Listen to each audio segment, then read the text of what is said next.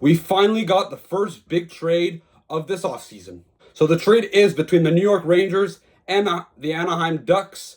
New York trades Chris Kreider and a 2025 fourth round pick to the Anaheim Ducks in exchange for Carey Terrence and a third round pick also in 2025. A trade that obviously for the New York Rangers, freeing up $6.5 million on Chris Kreider for the next 2 years until 2027, when he'll be 36 years old. So right now he is 34 years of age. He didn't have a very productive season based on his standards when you compare to the previous couple of seasons.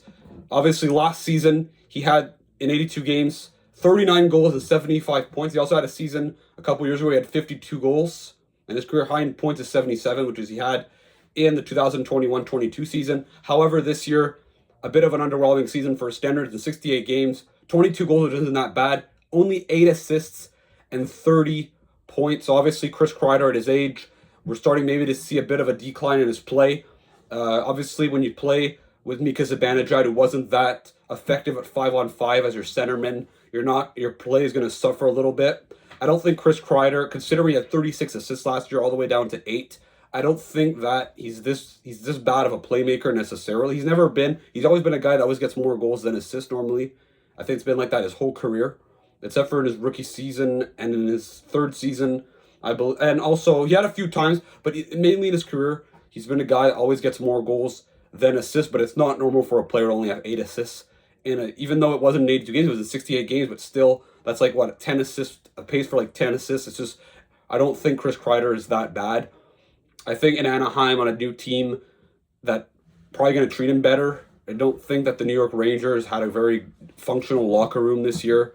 I think Chris Drury was a big part of that. I don't think Chris Drury was very well liked by the New York Rangers players, coaches. So I think that getting into a new environment in Anaheim with a lot of young players, a new coach, Joel Quenneville, I think that he could be a very good leader over there in Anaheim, and also a guy that, considering the Anaheim Ducks finished, I think third worst in scoring, I believe, or bottom 3 for sure.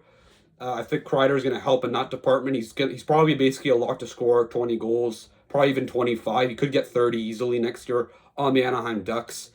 And like I said, be a good leader. Obviously, the Ducks also received a 4th round pick. This is really a cap down from New York.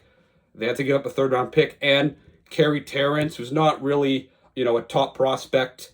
I think this is a guy, as we look at his hockey DB, he's 20 years old. He was picked 59th in the 2023 draft. He is a centerman. He was under a point per game this year in the OHL with the Erie Otters. Not really a guy I would project to be an impact player in the National Hockey League. So it was really a cap dump for like a 3rd round pick and like a C prospect. So obviously for Anaheim, like I said, low risk, and I would say somewhat of a high reward. I think Chris Kreider is a decent player still. And for New York, you free cap space. New York did not have a lot. I think they had around $8 million in cap space, and they had to sign K'Andre Miller and Will Cooley, who were both RFAs. So freeing up 6.5 makes that not only they're able to sign those 2 guys, they'd be able also to make maybe a trade and acquisition.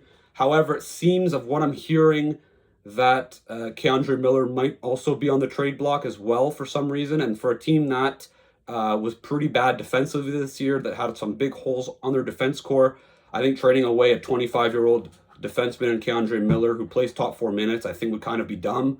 However, if he wants a big contract in some way, I can understand. In Will Cooley's case, I think Will Cooley is a guy that you want to keep around. He's one of the few players on that team up front, especially that has grit, that has character. I think that's a guy you want to keep.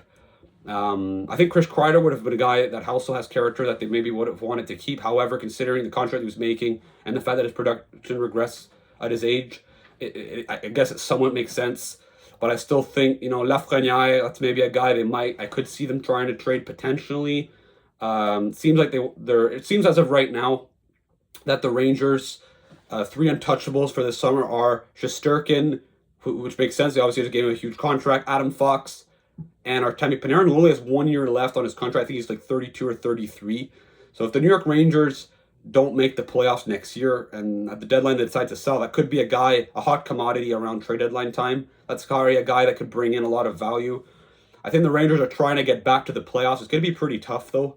Because, like I said, the 8 million that they had before before they traded Kreider is going to go to cool. So you only have about 6 million probably to spend in free agency or through trades. This is a team that, in my opinion, their defense core is just not good enough. So they're going to have to really improve that.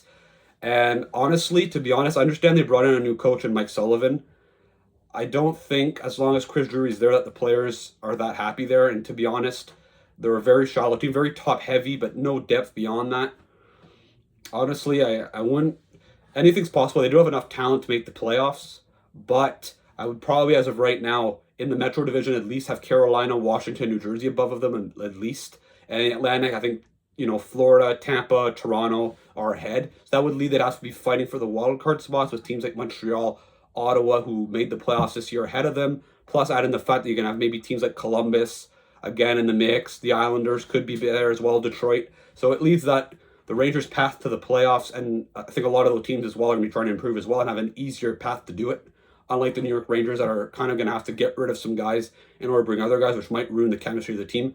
However, it wasn't that great. It's not like it was that great this year, so I think that the Rangers, it can only go up from now, but they're going to have to use that money they're going to have to spend that money properly that they just freed up here, because Chris Kreider is still the guy that scored 20 goals for them on a team that struggled this year. So I think that for the Rangers, they have some big decisions to make. It's a huge summer for Chris Drury because if he does not pull out any great moves this summer and the Rangers once again miss the playoffs, I think there's going to be some big changes in the upper management in New York, that's for sure, because it's unacceptable for a team that won the Prince Trophy a year ago, that went all the way to the Eastern Conference Final, for a year later to be in kind of the dumpsters in some way, because it isn't their outlook in the short term isn't that great, and it's even worse long term. They look like a team that, they still have Miller, they still have Zibanejad, they still have Kreider, they just created Kreider, Vincent Trocheck, Artemi Panarin, they're all guys in their 30s.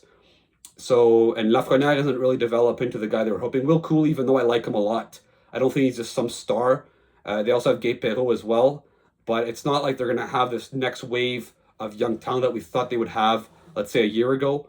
So, yeah, it's not looking that great for New York, and they're basically just built to win the next 3 years, because after that, they're probably going to have to go in another full rebuild like they tried to do a few years ago, but probably less accelerated, because they're going to have to learn from their mistakes of accelerating the rebuild too soon and not really being patient in developing their young players. How would I grade this trade on either side? So on the Ducks side and the Rangers side. For Anaheim, I would give it honestly an A-.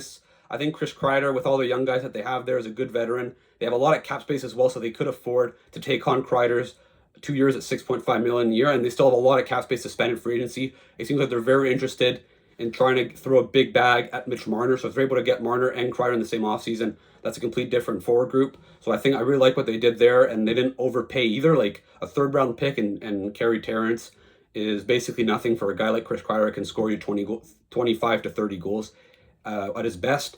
And for the New York Rangers, I'll give it a B- probably. I understand why they did it, free up cap space, but they're going to have to use that cap space wisely if they want to really get back into the playoff next season. So that puts an end to this video reacting to the Chris Kreider to Anaheim trade. Let me know in the comments, what do you think of this trade on both Anaheim and New York side? How would you grade it on either side as well? Don't forget to keep watching videos on my YouTube channel.